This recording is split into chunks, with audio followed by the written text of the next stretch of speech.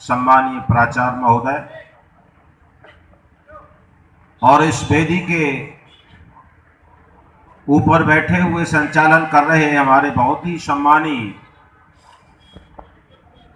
गायत्री परिवार से हैं संचालक महोदय और मथुरा से चलकर के पधारी डॉक्टर अर्चना प्रियार्य, बाधक जी, इस समिति के सभी सदस्यगण, मातृशक्ति, उपस्थित आर्यभद्र पुरुषों, बालक और बालिकाओं, आपने मेरे से पूर्व बहुत ही सुंदर बातों का श्रवण किया है। थोड़ी देर मैं भी आपकी सेवा में समर्पित हूं, तो थोड़ी देर आप बैठेंगे। समय बहुत तेजी से जा रहा है। वैसे विदुर जी महाराज ने यह कहा है कि भूखे को नशे से युक्त हो उपदेश नहीं करना चाहिए। तो इसमें शायद आप अब भूखे होंगे क्योंकि समय तेजी से जा रहा है, परंतु फिर भी थोड़ा सा समय में आशा उम्मीद करता हूं कि आप मेरे को सुनेंगे। मैंने आपके सामने एक ही अथर्ववेद की ऋचा का पाठ किया है, यत्रा सौहार्द सुकृतो मदंती। अभी मेरे से पूर्व आप डॉक्टर अर्चना प्रियार को सुन रही थे। उन्हीं के क्रम में उन्हीं की बात मिलाता हुआ मैं थोड़ी देर आपके सामने बात रखूंगा। वेद भगवान ने ये कहा है कि वह ग्रस्त स्वर्ग होता है, उस ग्रस्त में सुख शांति आनंद की वर्षा होती है जिस परिवार के सदस्यों में 4 चीजें होती हैं, और वह इस वेद के अथर्ववेद की ऋचा में आपको सुनने को मिलेगी। यत्रा सौहार्द सुकृतो मदंती विहाय रोगम तन्वस्वाया। सबसे पहला है जिस परिवार के सदस्यों में आपस में सौहार्द रहता है। जहां सौहार्द का वातावरण रहेगा जिस परिवार के सदस्यों में, वहां स्वर्ग होता है। यह बात वेद भगवान कह रहे हैं। भगवान हम मनुष्य मात्र को उपदेश कर रहे हैं कि हे गृहस्थी हो, हे मानव हो, तुम जिस ग्रस्त में जिस परिवार में रहते हो वहां पर आपस में सौहार्द से जीवन जीना। अब प्रश्न यह उठता है कि सौहार्द क्या है। सौहार्द कहते हैं जब कोई भी आप कार्य करो एक दूसरे में दिल डाल करके करो। अर्थात इसे हम इस भाषा में कह सकते हैं कि जो व्यवहार हम अपने लिए दूसरों से चाहते हैं वह व्यवहार हम स्वयं दूसरों के साथ करना सीखें। ये यत्रा सौहार्द है। आप विचार करिए, थोड़ा सा चिंतन करिए। हर व्यक्ति दूसरे से क्या चाहता है? हर व्यक्ति यह चाहता है कि दूसरा जो व्यक्ति है वो मेरे को सम्मान दे, मेरा आदर करे, मुझे प्यार करे। हर व्यक्ति यह चाहता है कि कोई मेरे बेटे से लेके, बेटी से लेके, पत्नी से लेके, पुत्र से लेके कोई जो है मेरे बेटा बेटी को कुदृष्टि से न देखे। हर व्यक्ति यह चाहता है कि कोई मेरे धन का अपहरण न करे। हर व्यक्ति यह चाहता है कि किसी भी रूप में कोई मुझे दुख न दे। तो ये वेद भगवान ये उपदेश करते हैं कि गृहस्थियो सहृदयम, आप अगर ये दूसरों से चाहते हो तो आप भी करना सीखो। अगर आप स्वयं चाहते हैं और आप दूसरों के साथ ऐसा नहीं कर रहे हैं तो आपका न तो गृहस्थ सुखी रह सकता है, न आप सुखी रह सकते हैं। और जब आप सुखी नहीं रहेंगे, गृहस्थ सुखी नहीं रहेंगे, तो फिर समाज सुखी कैसे रह सकता है? स्वयं से गृहस्थ बनता है, परिवार बनता है, और परिवार से समाज बनता है, और समाज से ही तो राष्ट्र और देश बनता है।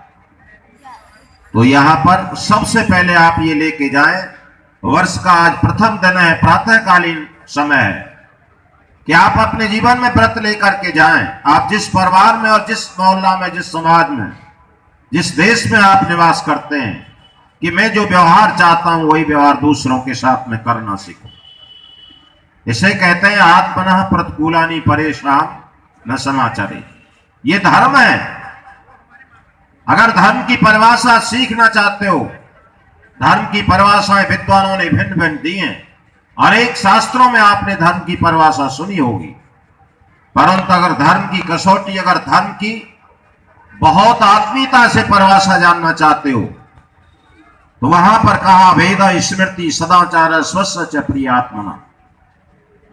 अगर तुम धर्म सीखना चाहते हो तो कहते हैं पहले वेद से सीखो, और अगर आप वेद नहीं देख सकते हो, वेद नहीं पढ़ सकते हो, वेद नहीं सुन सकते हो, तो स्मृतियों को आप ढूंढो, और स्मृतियों को भी आप नहीं पढ़ सकते हो तो सदाचार अर्थात जो हमसे पहले जो हमारे महापुरुष हैं, जो आप्त पुरुष हैं, आप उनसे उनका आचार जो विचार था, उनका जो आचरण था, उससे सीखो।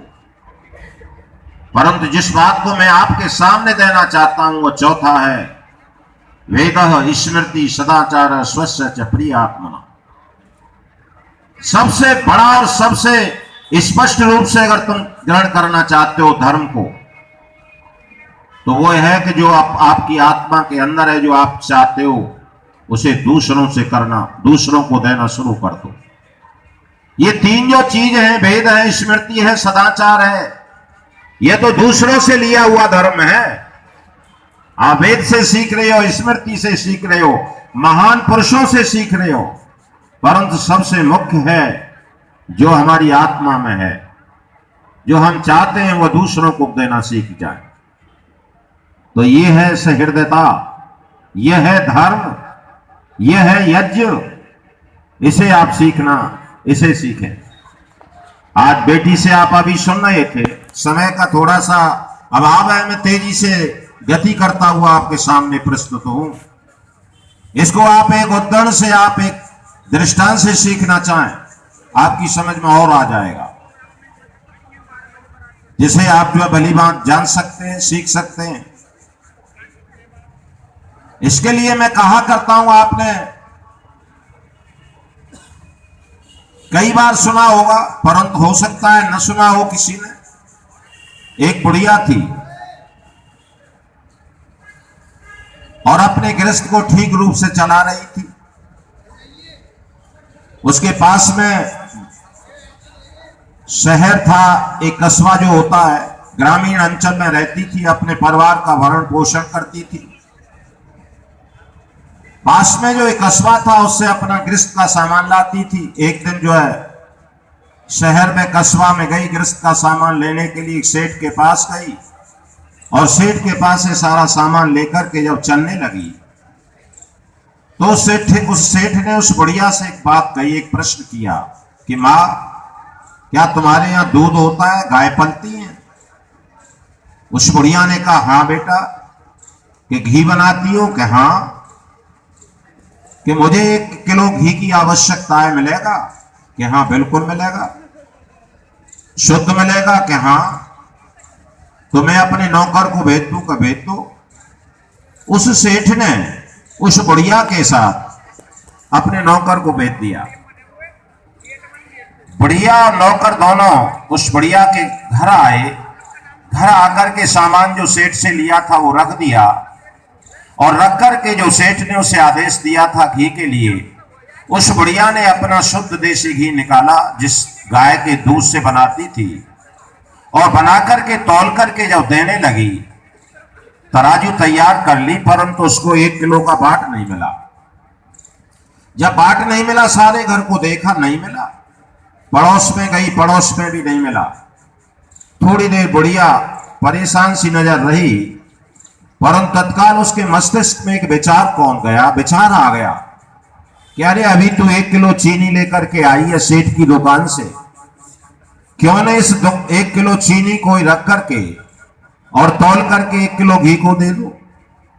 बुढ़िया ने स्वयं में निर्णय कर लिया और सेठ के नौकर से कहा, तो नौकर ने भी उसका समर्थन कर दिया, और समर्थन करके सेठ से जो 1 किलो चीनी लाई थी उसे एक तराजू में रख करके उसका पासंग बना करके और दूसरे में जो है डिब्बा रख करके 1 किलो घी तौल करके दे दिया। और सेठ का जो नौकर था उसे लेकर के वहां दुकान पर पहुंचा। सेठ ने देखा, देख करके कहा, घी तो बड़ा सुंदर है, महक है।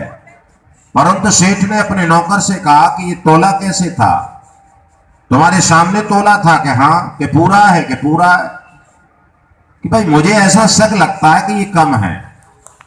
तो सेठ ने जो है उस मां के घी को अपनी तराजू पर रख दिया और तराजू पर रख करके तोला तो वो 900 ग्राम बैठा। जब वो घी 900 ग्राम बैठा तो सेठ जो है डगमा गए, क्रोधित हो गए, आक्रोशित हो गए और नौकर से बोले, अरे तुझे मैंने किस लिए भेजा था? तू कह रहा था कि मेरे सामने तोला है। उस नौकर ने कहा, हाँ बाबूजी मेरे सामने तोला है। फिर ये 900 ग्राम कैसे? तू इस मेरी दुकान को देखते रहना, मुझे वो बढ़िया लगती थी तो बहुत ही सीधी सादी सरल, परंतु वो तो बड़ी चालाक निकली। सेठ ने अपने नौकर को दुकान पर रख करके उस बुढ़िया के घर गया और घर जाकर के उस बुढ़िया से कहा, माँ माँ, आवाज दी और आवाज दे करके बुढ़िया ने पहचान लिया कि अरे ये तो वही सेठ हैं। स्वागत किया, बुलाया, बिठाया और बिठाने के पश्चात कहा कि सेठ जी कैसे परेशान हुए? सेठ ने कहा, माँ तू लगती थी तो बड़ी सरल सादा स्वभाव से, सीधी भोली भाली, परंतु तूने मेरे साथ बड़ा धोखा किया। थोड़ा शब्दों को सुनना, गंभीरता से मेरी बात को लेना। मैं जिस बात को आपके सामने कहना चाहता हूं। उस मां ने उस सेठ से कहा कि बेटा क्या हो गया? क्या मैंने तेरे साथ छल कर दिया? क्या धोखा दे दिया कि मैंने तुझसे 1 किलो घी मांगा था, मैंने अपने नौकर को भेजा था और जब मैंने उस घी को तोला तो वो 900 ग्राम बैठा। तूने कितना मेरे साथ धोखा किया, कितना छल किया। 1 किलो का रुपया लिया, कीमत ली और तूने 900 ग्राम घी दिया। बंधुओं, मैं कहना चाहता हूं आपके सामने उस बुढ़िया के शब्दों को। वो बुढ़िया कहती है, अरे सेठ आप इतने क्रोधित हो रहे हो, इतना मुझसे ऐसे शब्दों का प्रयोग कर रहे हो जो शब्दों का प्रयोग नहीं करना चाहिए तुझसे। मैं बड़ी हूं, आखिरकार तेरी मां सदृश हूं और तू ऐसे शब्दों का प्रयोग करते हुए चला जा रहा है। मैंने जो तुझे घी दिया है, मैंने 1 किलो चीनी तेरी दुकान से लेकर के आई थी, वह चीनी एक तराजू में रख करके मैंने घी दिया है। अगर सेठ तेरी चीनी 900 ग्राम है तो मेरा घी भी 900 ग्राम होगा, और अगर तेरी चीनी 1 किलो है तो मेरा घी भी 1 किलो होगा। बंधुओं, मेरा आशय आप समझ गए होंगे। ये क्या है? आत्मना प्रतिकूलानि परेशान समाचरे behave other as you want to be behaved by others. अर्थात जो व्यवहार हम अपने लिए चाहते हैं। आज वो सेठ कितना आग बबूला हो रहा था, मां को अपशब्द कहता हुआ चला जा रहा था। जब मां ने ये कहा तो पैरों तले की मिट्टी निकल गई। वो सोचने लगा, विचार करने लगा, अरे मां कोई बात नहीं, मुझसे गलती हो गई। ये क्या है? ये धर्म है। ये जो वेद कहता है सहृदयता, हम कोई भी कार्य करने चले हैं तो हम अपने को टटोल लें, अपने को देख लें। जब आप वेद पढ़ेंगे, विद्वानों की शरण में जाएंगे तो वेद कहता है स्वयं पश्चात, हम सबसे पहले स्वयं को देखें। हमारा नारा है, हम कहते हैं कृणवंतो विश्व आर्यन, सारे संसार को आर्य बनाएं, सारे देश को श्रेष्ठ बनाएं, समाज को श्रेष्ठ बनाएं, परिवार को स्वर्ग बनाएं। परंतु उसका जो नीम है, उसका जो आधार है, जिसका जो वेश है, जिस पर टिका है ये राष्ट्र, पहले हमें स्वयं को समझना पड़ेगा। तो यहां पर वेद, अथर्ववेद ये कहता है, वेद मां ये कहती है कि हम अपने गृहस्थ को सफल करना चाहते हैं तो, और धर्म की परिभाषा जानना चाहते हैं, यज्ञ की परिभाषा जानना चाहते हैं, तो सबसे पहले हम इसको अपनाएं। और जब आप इसको अपनाते हुए चले जाएंगे तो आपका जीवन सफल हो जाएगा। एक बात और इस संदर्भ में मैं कहना चाहता हूं। अभी आपको राम की चर्चा सुनने को मिल रही थी। राम के हृदय में, रामायण के अंदर, चाहे वो वाल्मीकि रामायण हो, चाहे तुलसीकृत रामायण हो, रामायण भी आज देश में बहुत चल रही है, परंतु उस संदर्भ में मैं नहीं जाता हूं। मैं तो अपनी बात कहना चाहता हूं। राम के जीवन में कितनी सौहार्दता थी, आप उस प्रसंग को जानना चाहते हैं? थोड़ी सी चर्चा मैं आपके सामने कर देना चाहता हूं। जिस समय भगवान राम ने युद्ध को जीत लिया, इस वेद की ऋचा से मैं अपने भगवान राम को जोड़ना चाहता हूं। वो आज 9 लाख वर्ष के पश्चात भी सबके हृदय हार बने हुए हैं। उसका कारण क्या था कि यह अथर्ववेद की ऋचा मेरे राम के हृदय में, मेरे राम के जीवन में, मेरे राम के आचरण में बहुत ही ओतप्रोत थी। जिस समय मेरे भगवान राम ने रावण को जीत लिया और जीत करके वहां पर एक समिति जैसे है आपकी, ऐसे ही वहां समिति बैठी और बैठ करके यह निर्णय लिया गया। और निर्णय लेने के पश्चात यहां पर यह विचार विमर्श हुआ। बहुतों ने यह कहा कि आप यहीं के राजा बन जाइए, परंतु आपको पता होगा कि मेरे राम ने उसे स्वीकार नहीं किया और यह कहकर के उसे त्याग दिया। जननी जन्म भूमस्य स्वर्गादपे गरीयसी। यहां पर मेरे राम कहते हैं कि स्वर्ग वहां पर 2 जगह बताया, जननी जन्म भूमस्य, जो जननी होती है, जो अभी आप सुन रहे थे, मां, और जन्म भूमि जहां पर जन्म होता है, ये मां, ये स्वर्ग से बढ़कर हुआ करती हैं। और उन्होंने राज को स्वीकार नहीं किया और वहां पर विभीषण को राज दे दिया और विभीषण को राज दे करके चलने की तैयारी की। और चलने की तैयारी में रावण से जो पुष्पक विमान को जीता था, रावण का वो विमान था पुष्पक विमान, उसमें बैठ करके चलने लगे। अयोध्या की ओर कूच किया। जो 14 साल का वनवास था वो पूरा होने जा रहा है। वहां से चलते हैं, उसमें राम है, लक्ष्मण है, सीता है, विभीषण भी हैं, अंगद भी है, हनुमान भी हैं, चले आ रहे हैं। प्रसंग तो लंबा है पर मैं संक्षिप्त में आपके सामने देना चाहता हूं। और जैसे ही चलते चलते आ रहे हैं, मेरे राम सीता को सारा वृत्तांत रास्ते में बताते चले आ रहे हैं। और चलते चलते जहां पर अयोध्या की सीमा आ जाती है, वहीं पर राम आदेश देते हैं, उस विमान को रुकवा दिया, विमान को नीचे उतार दिया। लोगों ने शंका की, लोगों ने प्रश्न किया, राम से पूछा कि आपने विमान को यहां क्यों रोक दिया, क्यों रुकवा दिया? मेरे राम कहते हैं कि सुनो, मैं अभी आपके सामने उस बात को कहना चाहता हूं। मेरे राम कहते हैं कि हनुमान तुम अयोध्या जाओ और अयोध्या जाकर के तुम इस बात का पता लगा करके आओ, जब मैं अयोध्या से चला था उस समय जो भरत के विचार थे, जरा ध्यान देना एक एक शब्द पर। मेरे राम कहते हैं कि हनुमान तुम अयोध्या में जाओ और अयोध्या जाकर के भरत के विचारों का पता लगा करके आओ। जब मैं 14 साल पहले अयोध्या को छोड़ करके गया था, उस समय जो भरत के विचार थे, आज वो विचार हैं कि नहीं?